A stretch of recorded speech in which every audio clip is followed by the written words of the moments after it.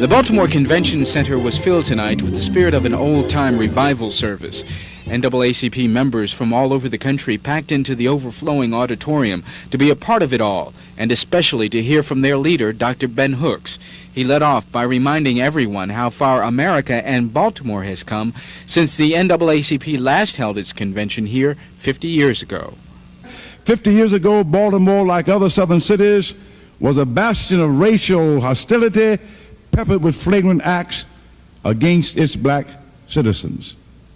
Like most of the South and many parts of the North, in Baltimore, blacks were told to stay in their place and to wait patiently for changes that might come sometime. And he applauded local NAACP leaders like Enolia Macmillan and Clarence and Juanita Mitchell, who helped bring about social change. Then he turned and demanded President Reagan press for a similar change to be ushered in South Africa.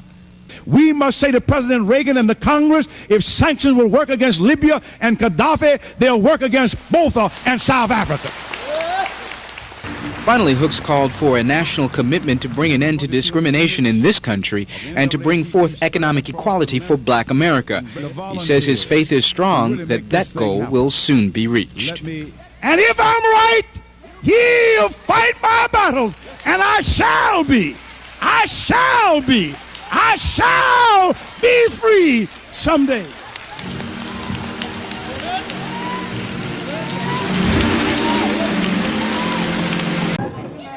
A used bumper pool table is proof of public support.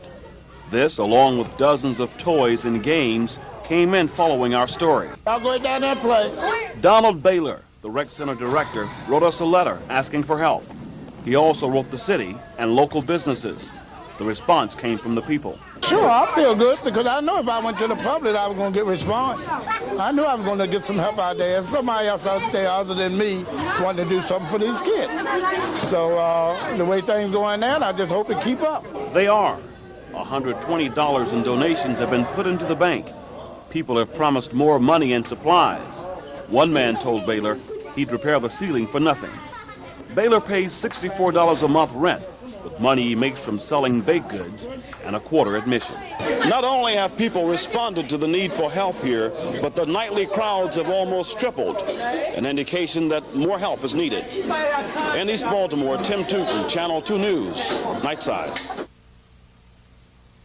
But in reality, it's not a happy time, but an extremely hard time for far too many. God is with me. Yeah, God is with me. Every day you walk, God is with me. Every night, the Salvation Army canteen travels throughout the city, and they're feeding literally hundreds of homeless and hungry. You have a place to stay? I got a place to stay. I just got that. Coffee. Man, hanging on. Okay, well. Yeah. Well, the good Lord let me hang on. That's right. He takes care of us. Brenda Green says she's had to depend on the good Lord to take care of her. This Christmas, she's penniless, homeless, and most of the time hungry. All she has is memories of Christmas trees and decorations from Christmases past. Well, when you know you have to leave all that, you have to leave all that.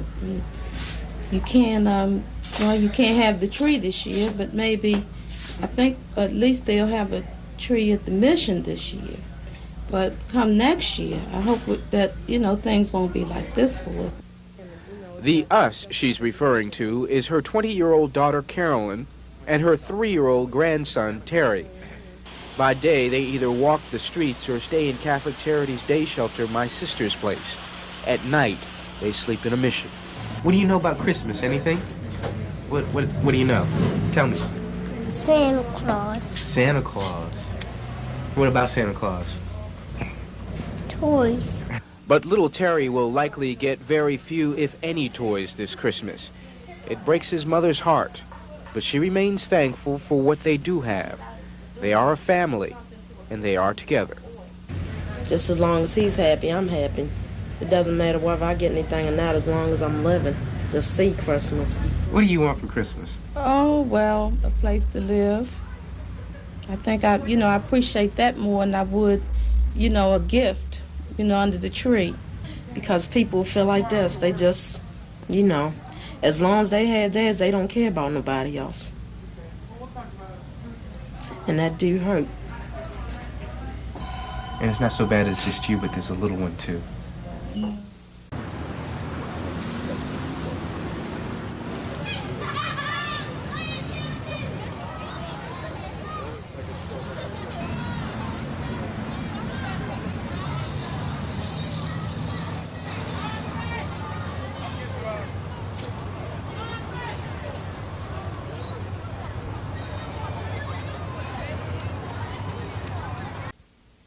I was asleep on the second floor, and smoke somehow got to me, and I got to choking.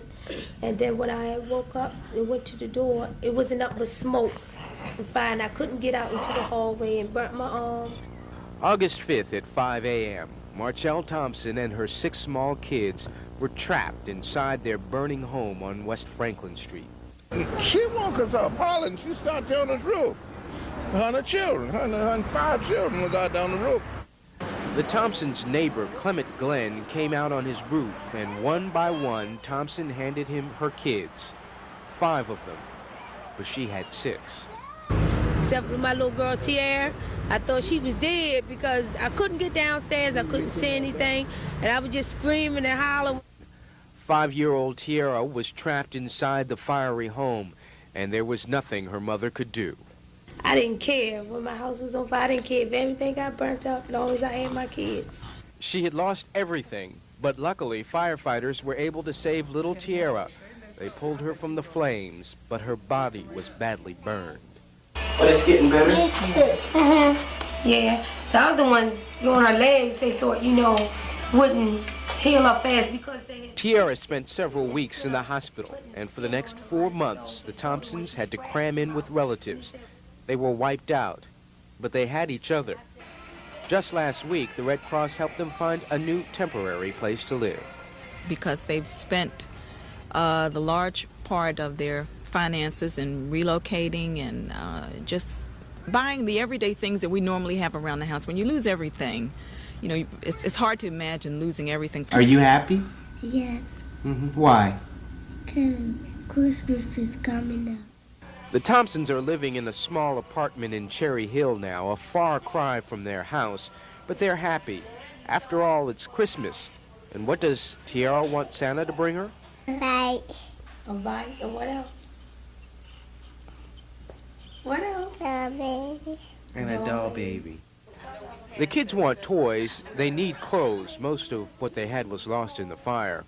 They have a tree that someone gave them, but there's nothing under it. Because of the fire, it will probably remain bare. I thank God that me and all my kids are alive since we had the fire in August. And that's the only thing counted to me that all, my kids and I are together this Christmas. I have the house and I have them. Maybe if they'll be happy when Christmas comes, I'll be happy to see them happy. And they're off. Pimlico Race Course is the home of the Preakness, one of Maryland's proudest traditions. But over the years, Pimlico's neighbors have developed a love-hate relationship with the track. Residents of Park Heights and Mount Washington love the employment and economic impact of Pimlico, but hate the parking problems, noise, and congestion that go with it. In the past, they've steadfastly drawn the line by opposing horse racing on Sundays, but that may be changing. Last Saturday, Pimlico's new owner, Frank DeFrancis, invited about 20 community leaders to his other race course at Laurel. He wanted to show off improvements he's made at Laurel, but also to deliver an ultimatum. Either the community leaders drop their opposition to Sunday racing at Pimlico, or he'd close down the home of the Preakness. Nobody really wants to see that happen. Mariana McCann, director of the Northwest Baltimore Corporation, is one of those who met with DeFrancis. The threat of losing the race course altogether, she says, has caused many of them to rethink the situation. Mr. DeFrancis has a good reputation and is approaching them as somebody who wants to be a good neighbor, and that they're more than willing to meet him halfway on that, and that they're hopeful that some of the things that come out of it will be beneficial to the community as well as to Mr. DeFrancis. McCann says community leaders may be willing to go along with Sunday racing if DeFrancis makes some of the improvements Pimlico's old owners promised to make 12 years ago. They include buying up property around the race course for more parking, tearing down stables near homes in the area, and closing down some of the entrances to the track that bring traffic down residential streets. The community leaders realize, McCann says, that DeFrancis, a former state secretary for economic and community development, is politically influential and will probably get what he wants anyway. The community, she adds, may also get something in the deal. In Pimlico, Joan Gartland, Channel 2 News.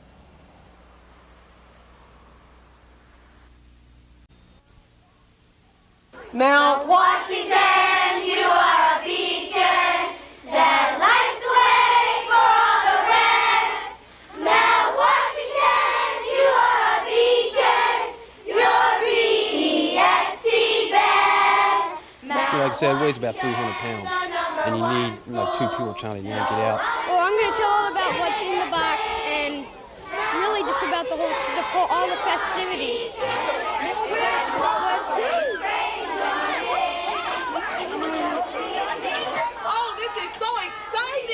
What do you think might be in their staff? Maybe a picture of the staff back 25 years ago. Thank you.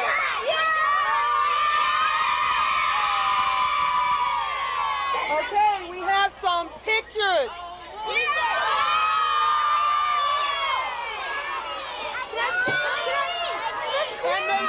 And from the clothing that they're wearing, that's old clothing.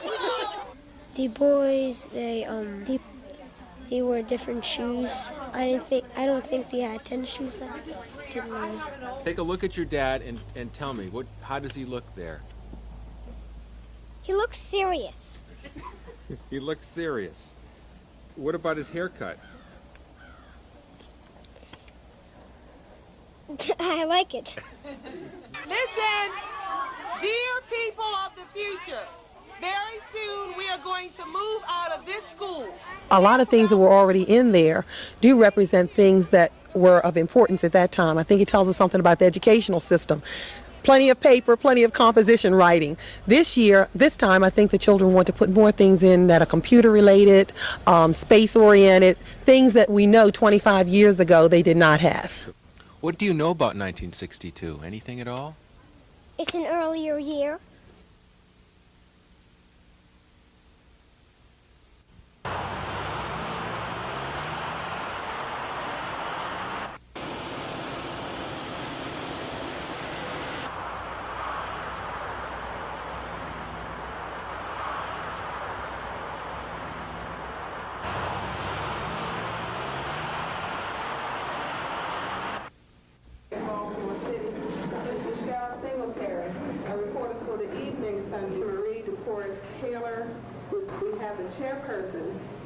Most Reverend Chairperson of the National Joint Planning Committee for this historic Congress. 40% of the American population is unchurched. And out of that number, there are approximately 6 to 10 million black Americans who belong to no institutional church. The message that we're trying to send to the church, if anything, is that we as black Catholics are very much concerned about the number of unchurched Americans.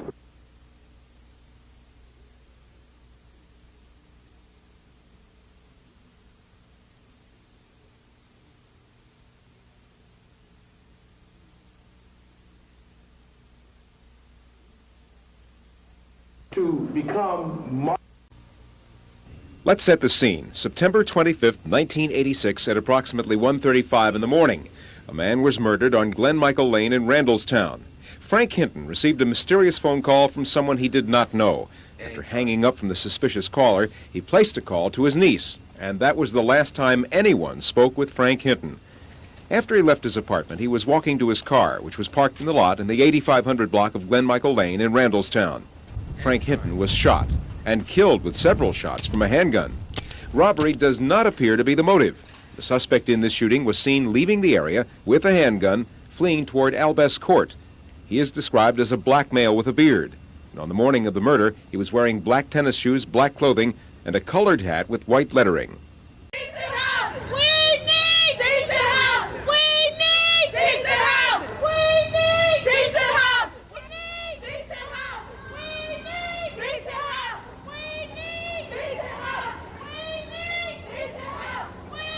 They're supposed to get their money either late this evening or first thing in the morning. Because Miss Dundee has gave her word on it. Yeah, say her name. So and Mr. Turner has to have these papers down there right away, as soon as he can, so that they can start process on the checks. Yes, I'm a little satisfied. My Christmas should be a little better now. But I'm still sort of concerned that they might not finish the work. See, that they think everything's all right since they gave us the money for our damages. The problem is, see, they just patching up right now, but they didn't do the plumbing.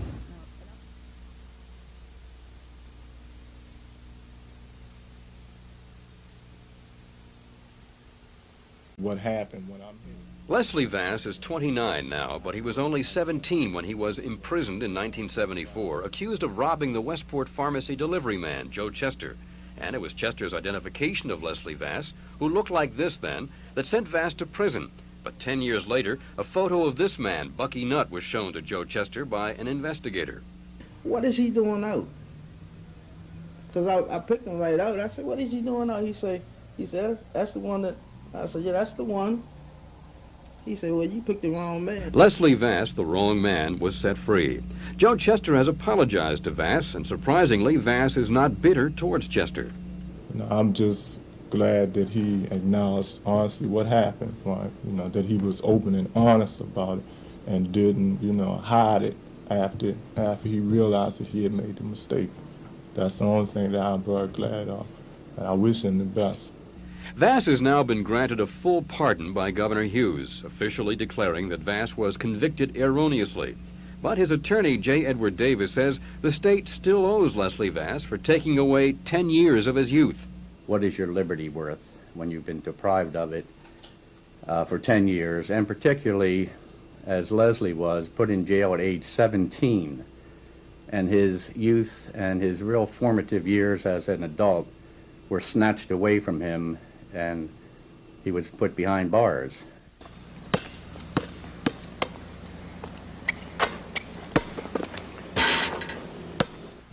Leslie Vass was a varsity basketball player at Southern High School when he was falsely accused and imprisoned. I had high hopes of playing high school ball into college and all, but... Think you might have gotten a scholarship?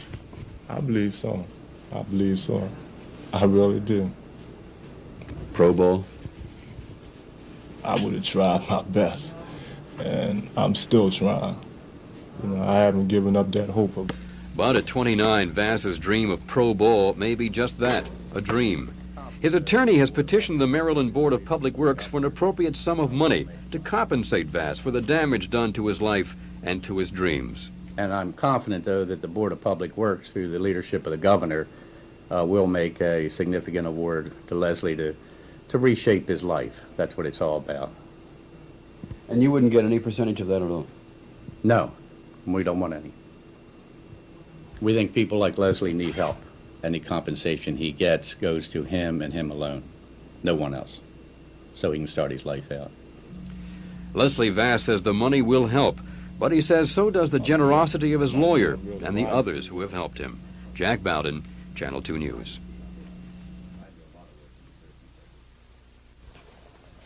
It's been 2 years since Corrections Officer Herman Tolson was killed. Following his stabbing death, the committee made a number of recommendations to make the Maryland Penitentiary more livable for the inmates and safer for the guards. A year later, prison authorities allowed us into the building to look at how much had been accomplished. But now, 2 years later, a biofeedback machine, a device that measures stress, has still not been purchased. Although recommended by the committee and wanted by the guards, the purchase of the device has been tied up in paperwork and red tape. The new biofeedback machine will measure what the guards here already know, that they have a stressful job.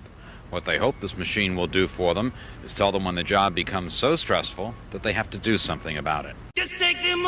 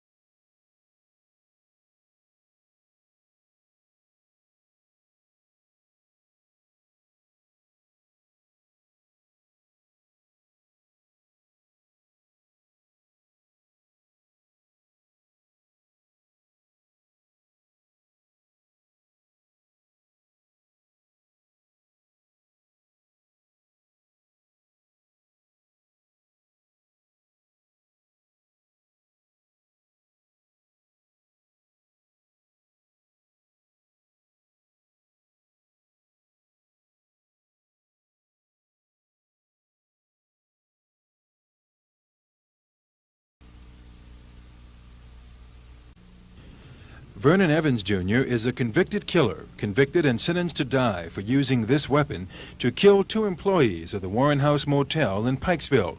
Scott Bohowitz and Susan Kennedy were killed to keep them from testifying in the drug trial of Anthony Grandison. Grandison was also sentenced to die for ordering Evans to commit the murders. Evans was paid $9,000. The Supreme Court also refused to hear the appeal of Doris Ann Foster. She was sentenced to die for using a screwdriver to stab to death the 71-year-old manager of a Cecil County motel during a robbery in 1981.